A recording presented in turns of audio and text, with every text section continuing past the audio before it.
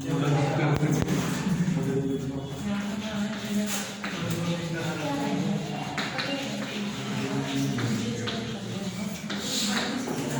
Time अपना चल रहा था prime ideal, maximal ideal, quotient ring. ठीक है, एक बार मैं रिवाइज करवा देता हूँ। प्राइम आइडियल क्या था, P क्या है, प्राइम आइडियल कहलाएगा यदि इसका एक अवयव ए बी जो B का अवयव है, या अब इसके फैक्टर करेंगे, या तो एक अवयव A है वो P का होगा, या B अवयव है वो P का होगा। ठीक है, अगर ऐसा नहीं है तो ये एक प्राइम आइडियल है, वो जिससे जनरेटेड आइडियल बनेगा। जैसे मैं ये कहूँ 5 से जनरेटेड आइडियल है, तो 5 है, या तो 5 A को डिवाइड करेगा या 5 B को डिवाइड करेगा। ठीक है, या ऐसे कह सकते हैं 5 डिवाइडेड बाई A या 5 डिवाइड A। ठीक है, या 5 डिवाइड B। 5 है, या तो A को डिवाइड करेगा या B को डिवाइड करेगा। मैंने एक एग्जांपल बताया था 7Z वाला, 7, 14, 21।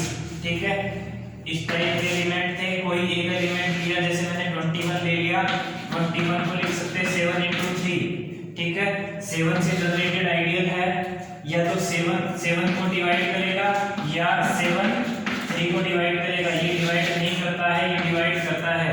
ठीक है, तो ये 7 क्या है, 7Z प्राइम आइडियल है। ठीक है, मैक्सिमल आइडियल मैंने बताया था,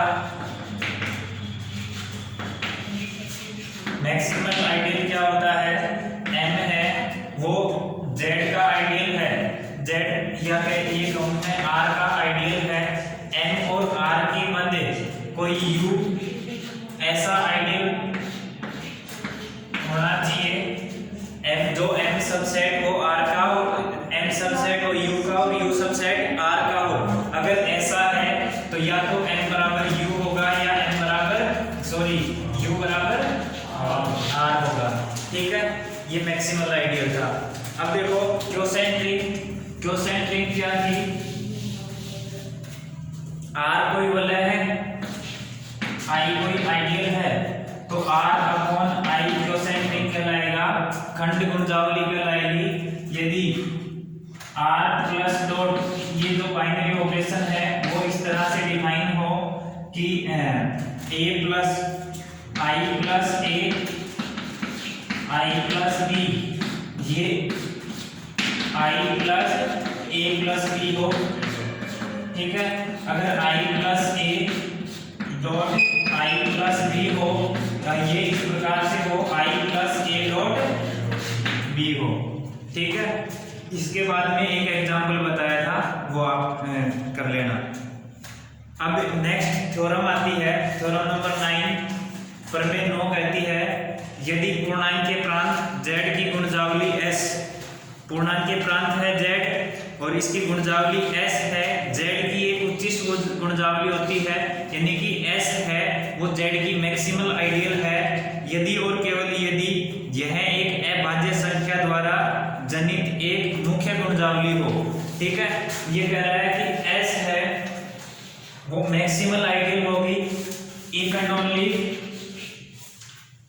S है एक अभाज्य संख्या द्वारा जनित मुख्य गुणजावली हो।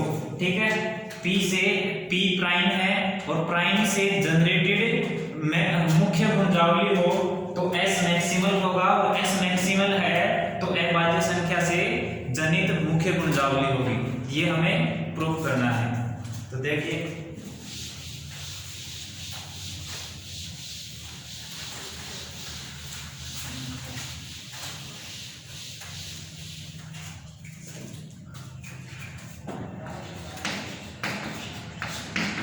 प्रमेय नंबर 9 है, एक पूर्णांकीय प्रांत Z की गुणजावली, एक पूर्णांकीय प्रांत Z की गुणजावली, एक पूर्णांकीय प्रांत Z की गुणजावली S, Z की एक उच्चिष्ट गुणजावली जेड की एक उच्चिष्ट गुणजावली होती है यदि और केवल यदि एक पूर्णांक के प्रांत z की गुणजावली s z की उच्चिष्ट गुणजावली होती है यदि और केवल यदि यह एक अभाज्य संख्या द्वारा जनित मुख्य गुणजावली हो एक मुख्य गुणजावली हो।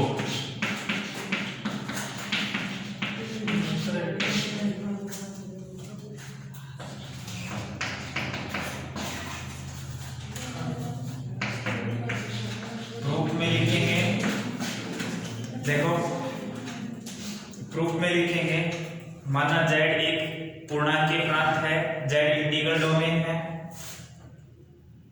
s माना z एक पूर्णांकीय, माना z एक पूर्णांकीय प्रांत है, z एक पूर्णांकीय प्रांत है तथा s एक धनात्मक पूर्णांक p से जनित गुणजावली है, s एक धनात्मक पूर्णांक p से जनित गुणजावली है।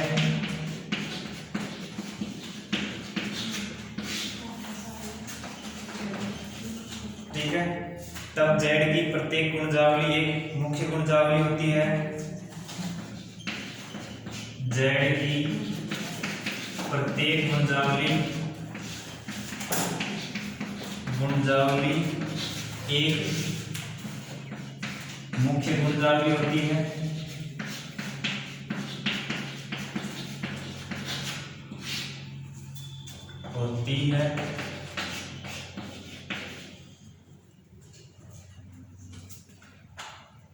अतः P से जनित गुणजावली भी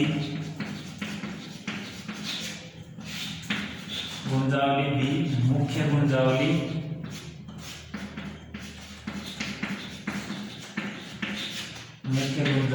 देखो हमने क्या लिखा, z एक पूर्णांक के प्रांत है, s एक धनात्मक पूर्णांक p से जनित गुणजावली है, p से जनरेटेड आइडियल है s। ठीक है, अब हम जानते हैं कि s की जो प्रत्येक गुणजावली है वो मुख्य गुणजावली है, s की जो गुणजावली है, z की जो गुणजावली है वो प्रत्येक गुणजावली मुख्य गुणजावली है, अतः p से जनित गुणजावली भी मुख्य गुणजावली होगी। जब हमने गुणजावली पढ़ा था उस टाइम बताया था कि z के जितने भी आइडियल हैं वो मुख्य गुणजावली है, प्रिंसिपल आइडियल है। ठीक है, तो p से जनरेटेड जो भी आइडियल होगा वो भी प्रिंसिपल आइडियल होगा, मुख्य गुणजावली होगी। अतः s बराबर देखो AP, जहां a अवयव है z का, प्रिंसिपल आइडियल की परिभाषा से, प्रिंसिपल आइडियल की अपनी परिभाषा से ये लिख दिया s equal to AP for all a अवयव है z का। ठीक है, अब माना p एक अभाज्य पूर्णांक है, माना p एक अभाज्य पूर्णांक है। देखो प्रूफ क्या करना चाह रहे हैं, एक अभाज्य पूर्णांक ले रहे हैं तो तब हमें प्रूफ करना है कि यह उच्चिष्ट गुणजावली होगी, यानी कि मैक्सिमल आइडियल होगा। और जब मैक्सिमल आइडियल लेके चलेंगे तो ये अभाज्य संख्या होगी, यानी कि अभाज्य संख्या द्वारा जनित मुख्य गुणजावली होगी। ठीक है, तो हम एक अभाज्य संख्या ले रहे हैं और अभाज्य ले रहे हैं, तो अब हमें प्रूफ करना है कि यह एक उच्चिष्ट गुणजावली होगी। ठीक है, तो हमने लिखा p एक अभाज्य पूर्णांक है, तब हमें सिद्ध करना है कि S एक उच्चिष्ट गुणजावली है, उच्चिष्ट गुणजावली है। ठीक है, P अभाज्य संख्या है, तब हमें प्रूफ करना है S उच्चिष्ट गुणजावली है। माना T एक Z की गुणजावली है, माना T एक Z की गुणजावली है जो कि S सबसेट है T का, S सबसेट है T का। ठीक है, देखो मैक्सिमल आइडियल उच्चिष्ट गुणजावली के लिए S को अगर उच्चिष्ट गुणजावली बताना है तो S और R के मध्य एक ऐसी गुणजावली बता दो जो T इस प्रकार से हो कि S सबसेट हो T का और T सबसेट हो R का। अगर ये है तो या तो S T के बराबर हो या T R के बराबर हो। ठीक है, तो हमने T गुणजावली है वो Z की है जो इस प्रकार से है कि S सबसेट T का। ठीक है, S सबसेट है T का, ये इस प्रकार से हमने मान लिया है। अब देखो तब T भी Z की मुख्य गुणजावली,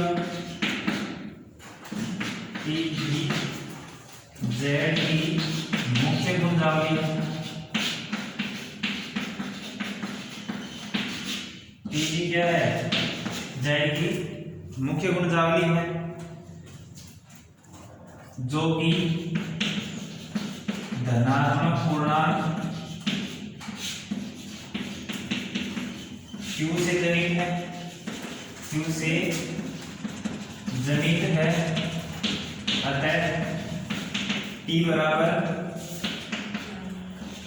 AQ, जहां A अवयव है Z का, T बराबर AQ। देखो S को अपन ने गुणजावली माना था Z की, तो Z बराबर जो कि P से जनित है, तो P से जनित है तो AP लिख दिया और Z अवयव A अवयव है Z का।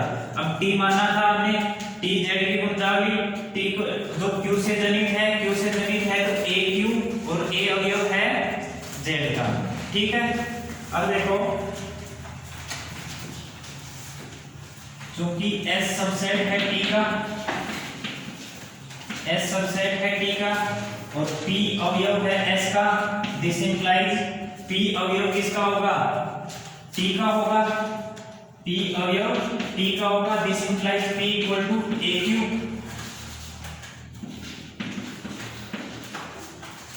ठीक है, T का अवयव हो गया, T के अवयव कैसे हैं AQ टाइप के हैं, तो T इक्वल टू हमने लिख दिया AQ।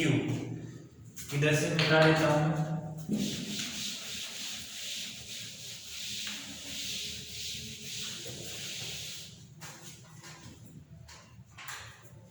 चूंकि P एक अभाज्य संख्या है, P क्या है अभाज्य संख्या है, अतः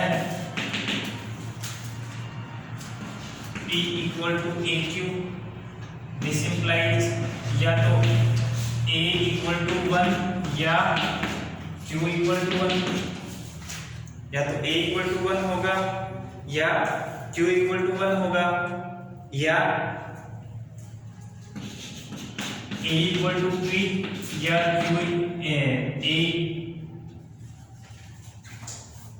A इक्वल टू 1 या A इक्वल टू 1 या Q equal to 1, A equal to 1 हो गया तो Q इक्वल टू P होगा।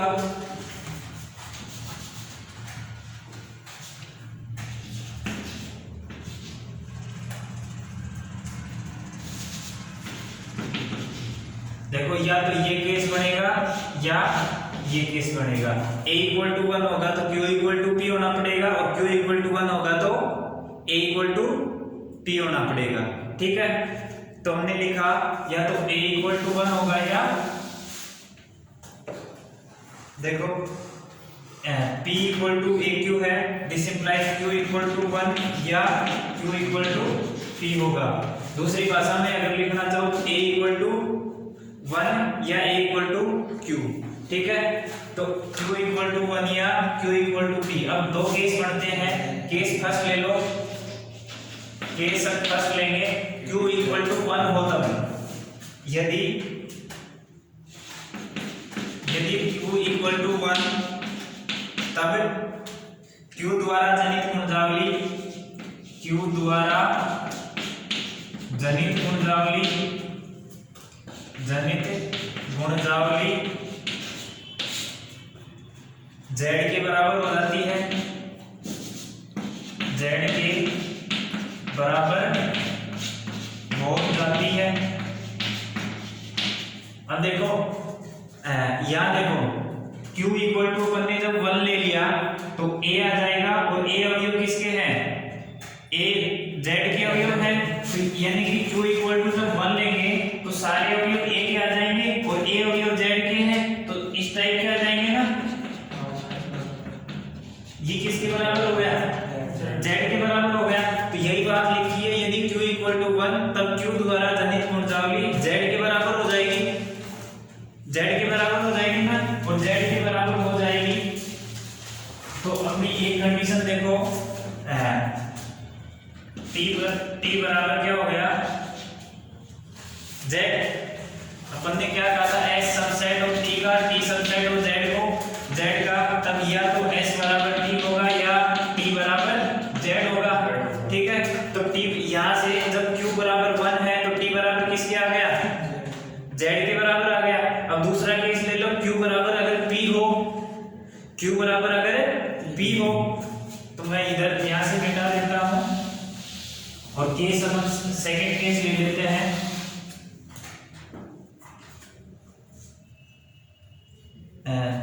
केस सेकंड, यदि Q बराबर P तब Q बराबर अगर P लेंगे तो P बराबर AP, तब P बराबर AP और P बराबर AP।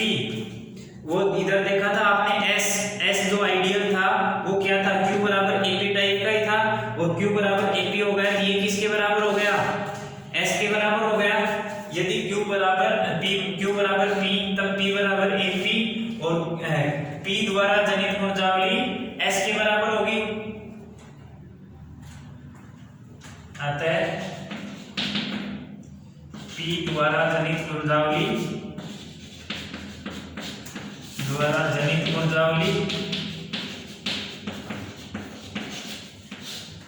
S के बराबर है। अतः S बराबर T। ठीक है, अब देखो एक केस में तो T बराबर Z आ गया, दूसरे केस में S बराबर T आ गया। अब देखो ये कंडीशन किसकी होती है? या तो S के बराबर हो या Z के बराबर हो, या तो S के बराबर हो या Z यानी R वाले के बराबर हो। अब दोनों ही केस में क्या होती है? ये मैक्सिमल आइडियल होती है, उच्चतम गुणजावली होती है। अतः इसलिए या तो T बराबर Z या S बराबर T।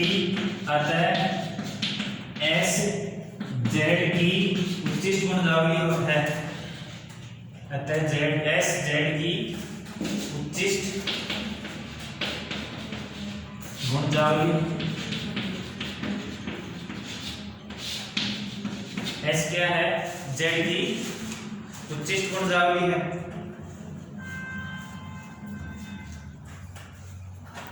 अब देखो इसकी कन्वर्सली पार्ट प्रूफ करेंगे।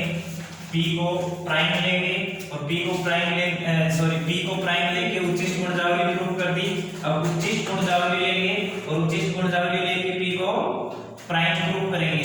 ठीक है, तो हमने देखो एक बार इसको मैं दोबारा बता दूं, हमने S को क्या लिया था? मैक्सिमल आइडियल लिया था, और जो P से जनरेटेड आइडियल थी। ठीक है, P एक अभाज्य संख्या है, तब हमें सिद्ध करना है S उच्चतम गुणजावली है। अब देखो P S मैक्सिमल प्रूफ करना है, तो S और T के बीच में हमने S और R यानी कि Z के मध्य हमने T एक सेट मान लिया। T जो सेट माना है वो Z की गुणजावली है, S सबसेट है T, और T Z की एक गुणजावली है, जो कि एक धनात्मक पूर्णांक Q से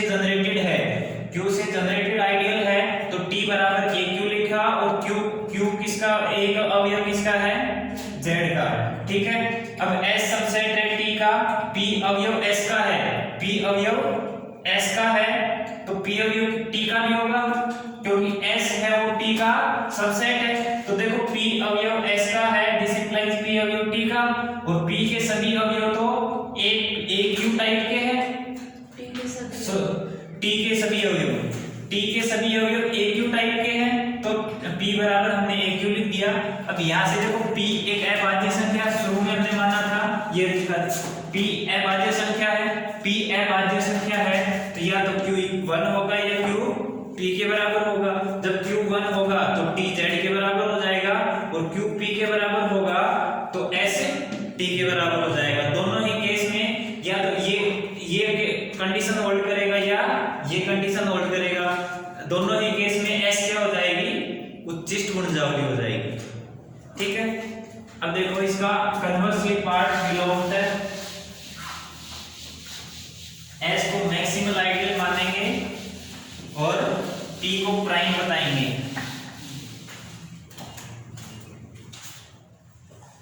माना S Z की उच्चिष्ट गुणजावली है, विलोमता या कन्वर्सली,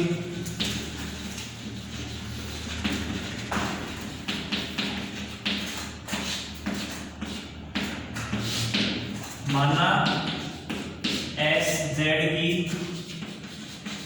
उच्चिष्ट गुणजावली है,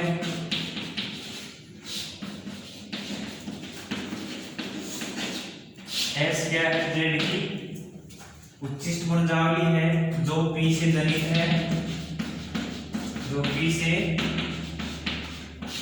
जनित है। तब हमें सिद्ध करना है,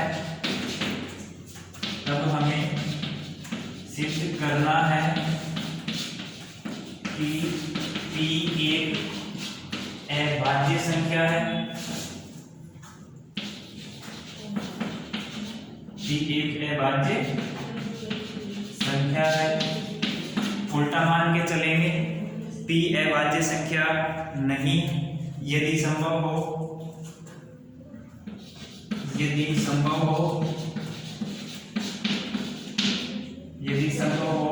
P एक भाज्य संख्या है, P एक भाज्य संख्या है तथा P इक्वल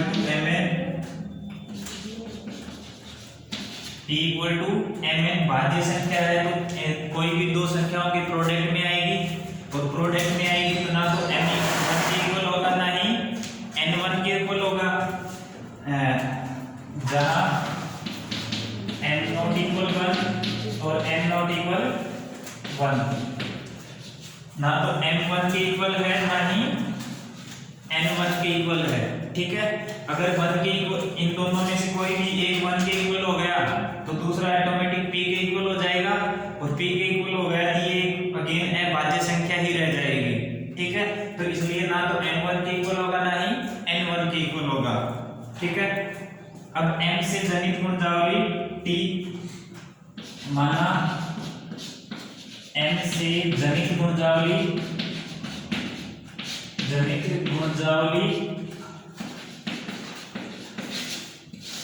T इस प्रकार है,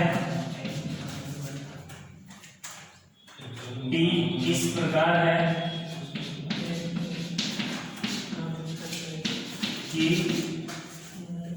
m से जनित गुणजावली T, देखो S क्या है, मैक्सिमल आइडियल है, और मैक्सिमल आइडियल है तो T एक गुणजावली इस प्रकार से है, या तो S बराबर T है या T बराबर Z है। इस प्रकार है कि T बराबर Z या T बराबर S। ठीक है, जो गुणजावली T मानी है वो या तो S के बराबर है या Z के बराबर है। अब देखो दो अलग अलग केस बन गए, दोनों केस में अपन केस फर्स्ट ले, यदि T बराबर Z है तो ये किससे 1 से जनरेटेड आइडियल है, तो 1 से जनरेटेड आइडियल है, दिस इंप्लाइज 1 से जनित गुणजावली है, 1 से जनित गुणजावली है।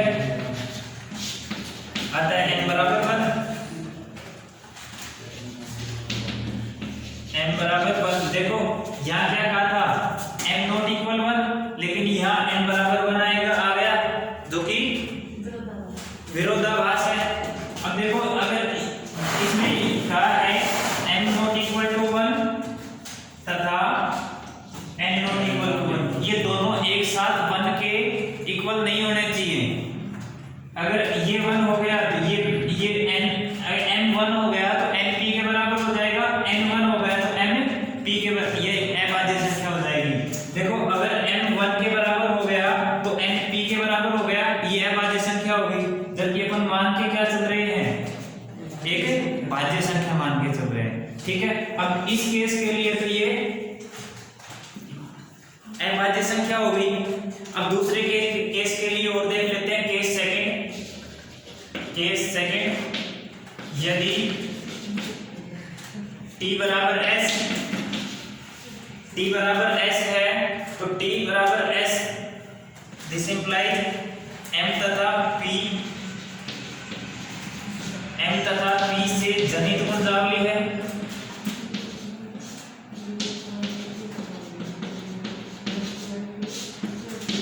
देखो t और s दोनों एक समान हो गए तो m और p दोनों एक समान हो जाएंगे, क्योंकि t क्या है, t तो m से जनित गुणजावली है और s क्या है, p से जनित गुणजावली है, तो m और p दोनों एक समान हो जाएंगे, m और p दोनों एक समान हो जाएंगे। और p क्या माना था, p भाज्य संख्या माना था। और p देखो ये अगर m है वो p के बराबर हो गया, n को ऑटोमेटिक 1 के इक्वल होना पड़ेगा, ठीक है। तो ये भाज्य संख्या हो जाएगी, तो अपन p बराबर m, ठीक है, जहां n इक्वल टू 1, अगेन भाज्य संख्या, पुनः भाज्य संख्या है, अभाज्य।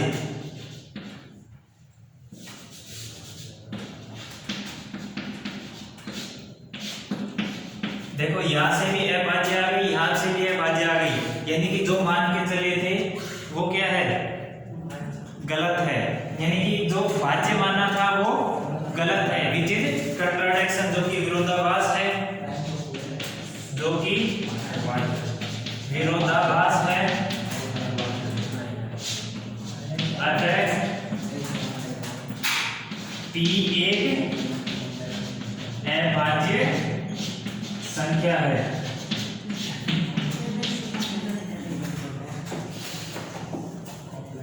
ठीक है, देखो एक बार दोबारा देख लो, s है z की उच्च गुणजावली है जो p से जनित है, तब हमें सिद्ध करना है कि p एक अभाज्य संख्या है। s को मैक्सिमल आइडियल मान रहे हैं और जो p से जनरेटेड है, तब हमें p एक अभाज्य संख्या ये प्रूव करना है। p को हमने एक भाज्य संख्या मान लिया, उल्टा माना है, अभाज्य प्रूव करना है, भाज्य मान रहे हैं, भाज्य मान रहे हैं तो p है वो भाज्य संख्या है, तो दो संख्याओं के प्रोडक्ट में आएगा, जहां m और n दोनों 1 के इक्वल नहीं होंगे।